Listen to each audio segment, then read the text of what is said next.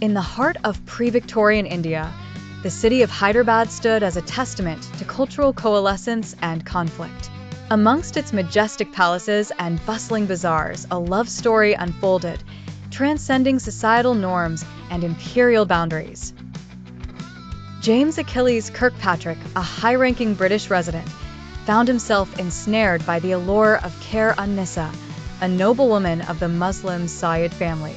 Their worlds were disparate, yet beneath the vast Indian skies, they found harmony that defied cultural chasms.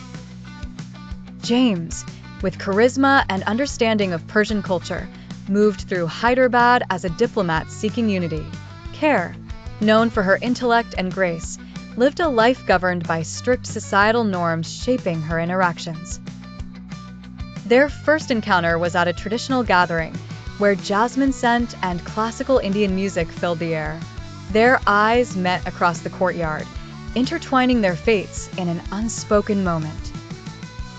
As whispers of their meeting spread, both were aware of the dangers ahead. They navigated their romance through cultural expectations and colonial scrutiny, meeting under the cover of darkness. Their love was a delicate dance of secrecy and defiance. Khair faced ostracism from her family and community, while James risked a career-damaging scandal and the ire of his superiors. Despite the odds, they forged a path together, their love becoming a symbol of cultural exchange between British and Indian societies, marked by shared artistry, language, and human connection.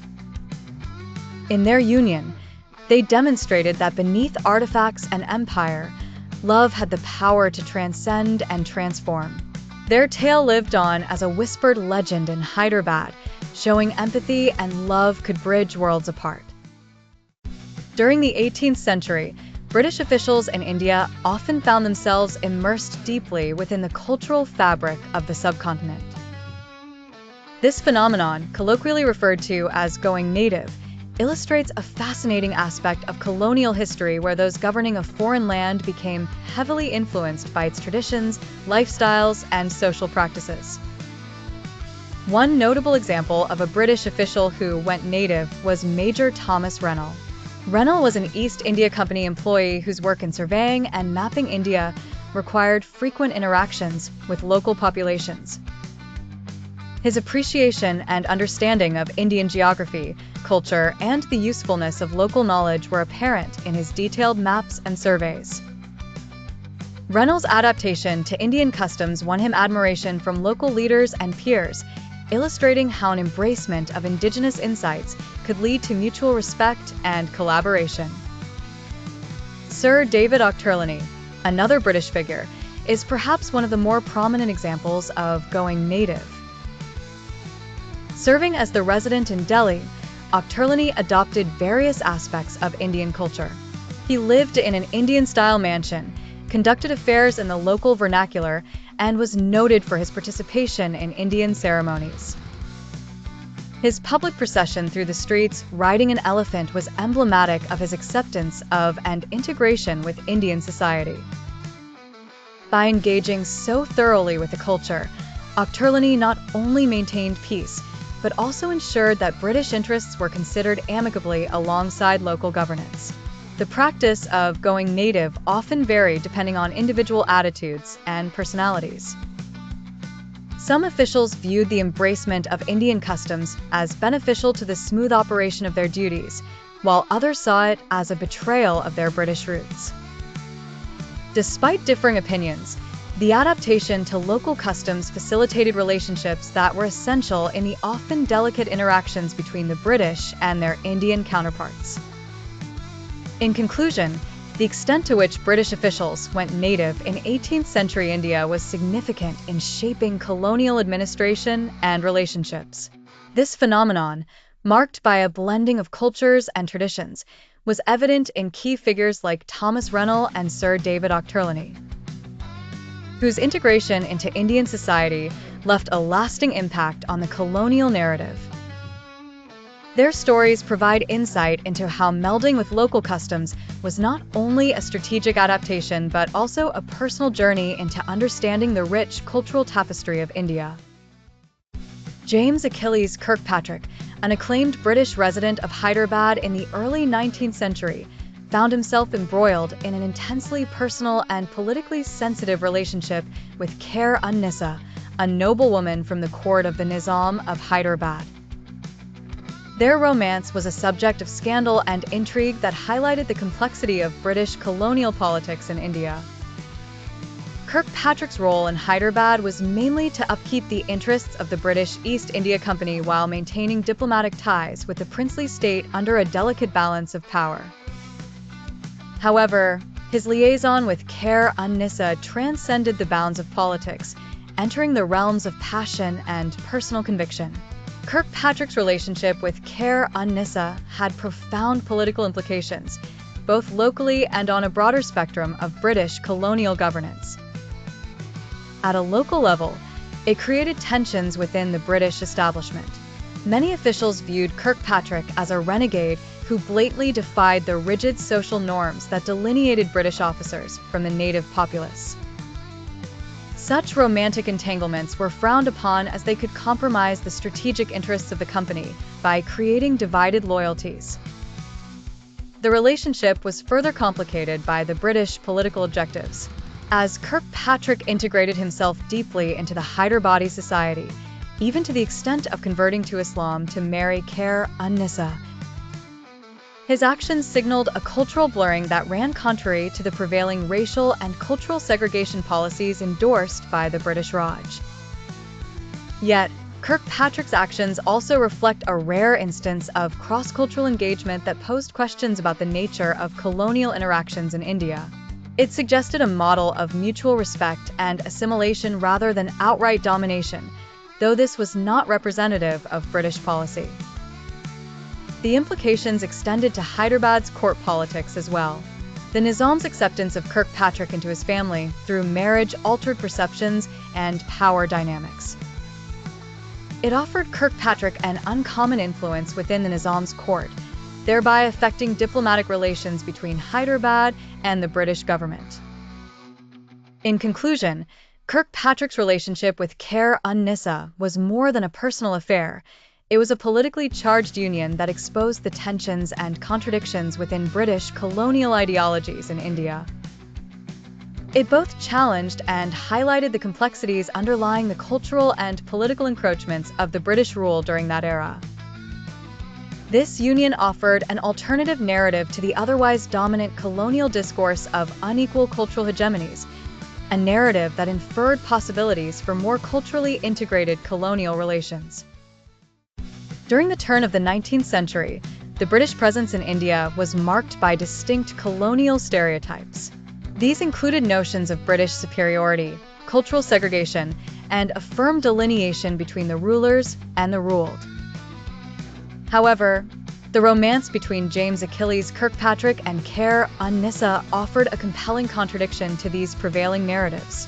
James Kirkpatrick was a British resident at Hyderabad, ideally expected to embody British values and practices. Yet, he was a rather unconventional officer. Fluent in Persian and Hindustani, he wore local attire and participated in native ceremonies, much to the chagrin of his compatriots. His affinity for Indian culture set him apart, paving the way for his transformational relationship with Khair-un-Nissa. Khair-un-Nissa, a noblewoman from a distinguished Indian family, was equally unexpected in this narrative. Her intelligence and grace caught Kirkpatrick's attention, and their ensuing romance unfolded despite the chasm of societal expectations. This union was not just a personal affair, but a daring defiance of rigid conventions. Their relationship challenged the stereotype of British aloofness and cultural dominance.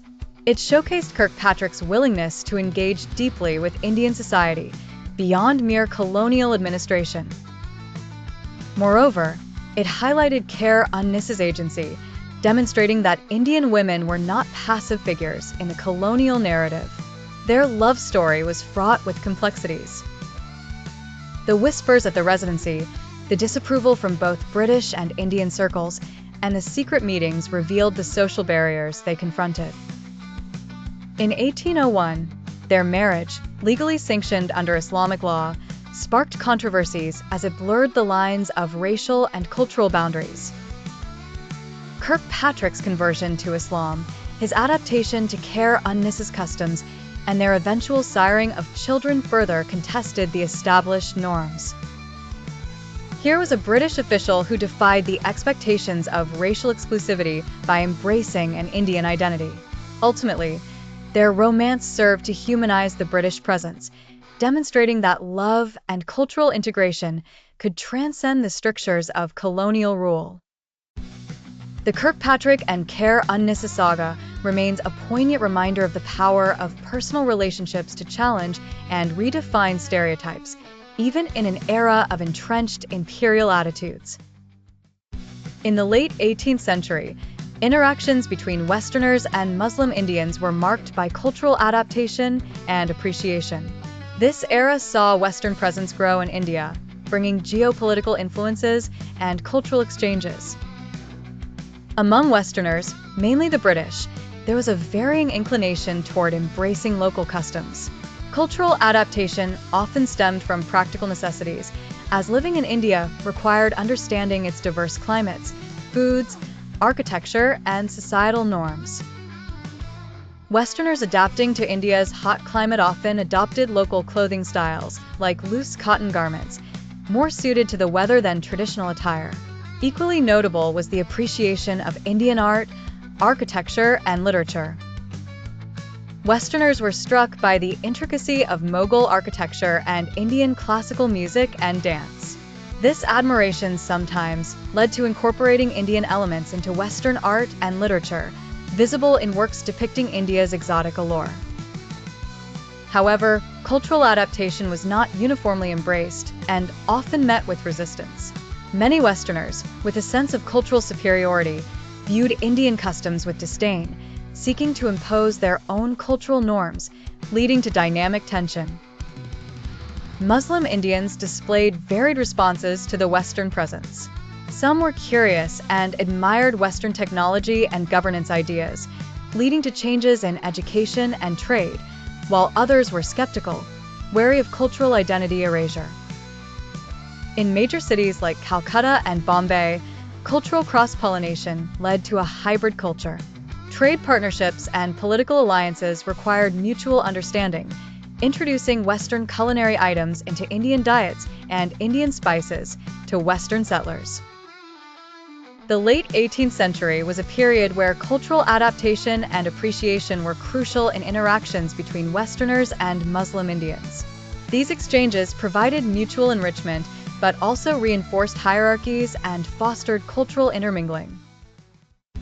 In the late 18th and early 19th centuries, the tale of James Achilles Kirkpatrick and Care-un-Nissa unfolds against the backdrop of colonial India, revealing the intricacies of identity and belonging.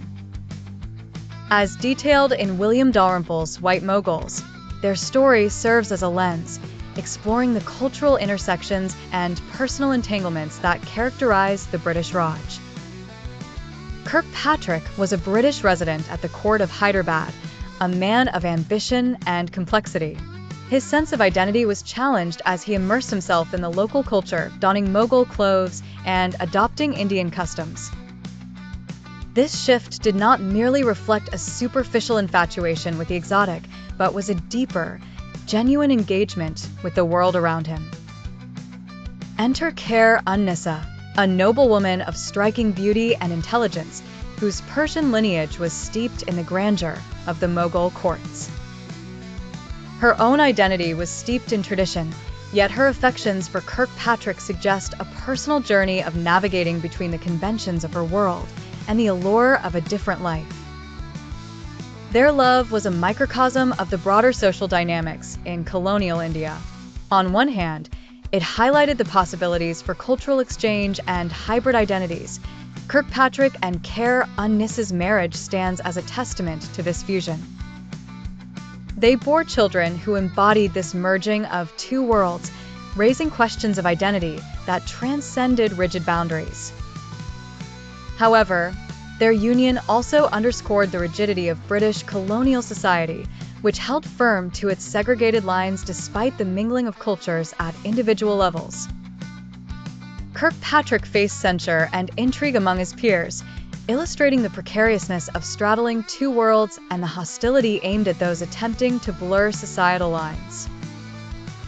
Nissa, for her part, confronted the disapproval of her kin, a poignant reminder of how deeply cultural norms were ingrained and the personal costs of challenging them.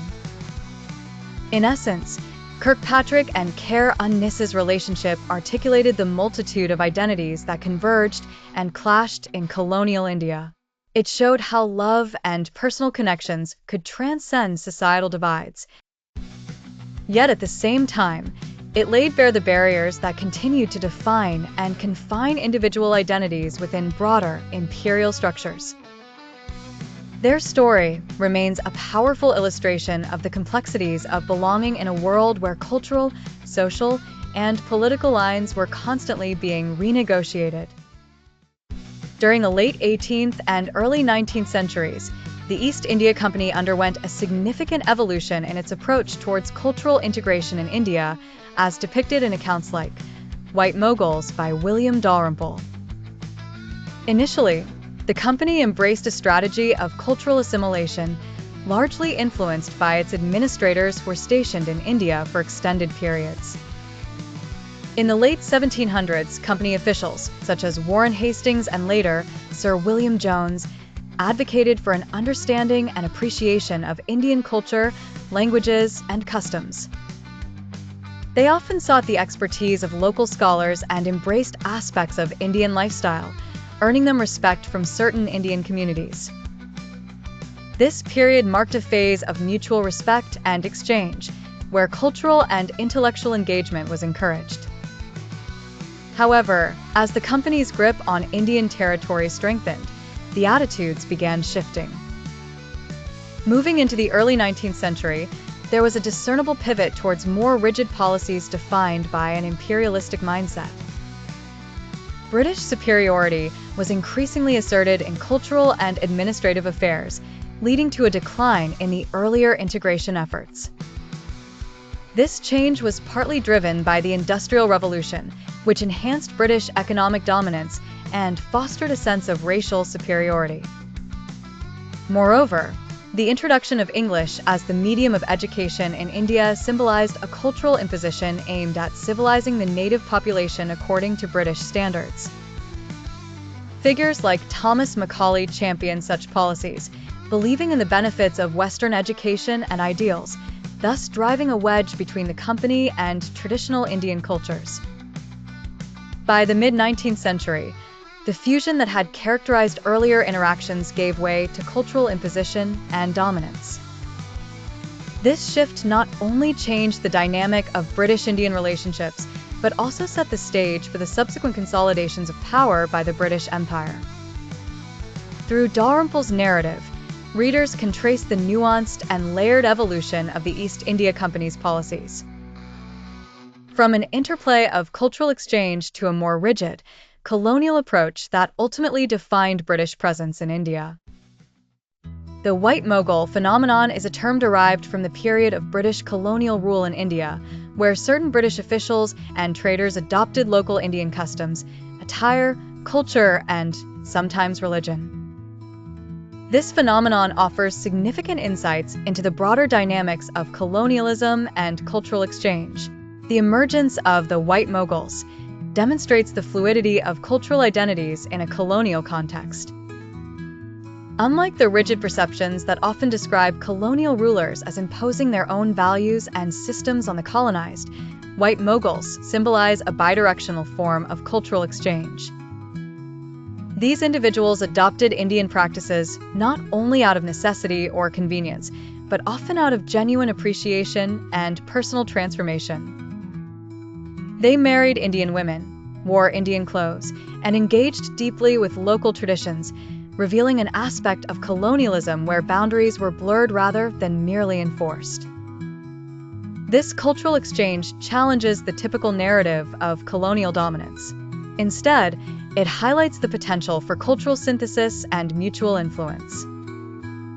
The White Mughal phenomenon points to a more complex and nuanced interaction, where the relationship between rulers and the ruled was not simply of oppression and control, but also of adaptation and learning. Furthermore, the White Mughals reveal the local agency in colonial settings. While colonial structures of power were undoubtedly oppressive, these interactions show that Indian culture had a profound impact on individuals. This paints a picture of cultural resilience and the ability of local traditions to assert themselves, even within a colonial framework. However, the phenomenon was not without its conflicts and contradictions. While some embraced Indian customs wholeheartedly, others did so strategically or superficially, leading to tensions both within the colonial community and with Indian society. The White Mughals were often regarded with suspicion by their own countrymen, illustrating the social constraints and prejudices inherent in colonial society. In conclusion, the White Mughal phenomenon signifies a complex layer of colonial history where cultural exchange was not only possible but occurred substantially. It broadens the understanding of colonialism by showing that it involved diverse interpersonal relationships and exchanges, not just conquest and rule. This nuanced view helps to appreciate the multifaceted nature of colonialism and its enduring legacy of cultural interaction. William George Kirkpatrick and Catherine Aurora Kirkpatrick were siblings whose lives vividly mirrored the blend of cultural and personal identities bequeathed to them by their parents. Their father, Thomas Kirkpatrick, was a seasoned sailor hailing from the Scottish Highlands. His robust maritime journey instilled in him a spirit of adventure and a deep appreciation for nature's raw beauty.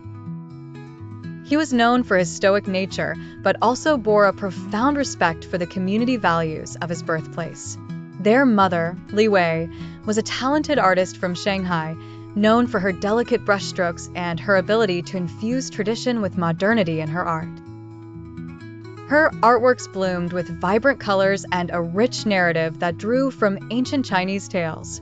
Growing up in a household that celebrated such a rich amalgamation of heritages, William and Catherine were exposed to two different worlds. The Highland tales of valor and tradition from their father would often intertwine with their mother's vivid stories of mythical dragons and heavenly lanterns. Their home, nestled on the coast of Scotland, was a haven where Scottish landscapes mingled with Chinese decor, kilts alongside calligraphy. William often found himself longing for the seas, much like his father. He pursued a career as a marine biologist, driven by the essence of exploration that stemmed from Scottish maritime traditions. His field of study led him across oceans, and he often cited the mythical sea creatures his mother had painted in his childhood as inspirations for his research. On the other hand, Catherine inherited her mother's artistic flair. She became a fusion artist, known for her unique installations that combined traditional Scottish weaving techniques with modern Chinese art. Her workshops in Edinburgh became a confluence of culture, where aging Scottish craftsmen shared their skills with burgeoning Chinese designers. William and Catherine's lives were unique tapestries, woven from the cultural threads of their parents' backgrounds. The interplay of Scottish pragmatism with Chinese artistry in their upbringing gifted them a unique perspective. For William, it manifested as a quest towards uncharted waters, while for Catherine, it blossomed as a bridge between disparate artistic worlds. In every sense, their hybrid identities were not just reflections of their parents' legacies, but also evolutions of those deeply rooted in the richness of their familial heritage.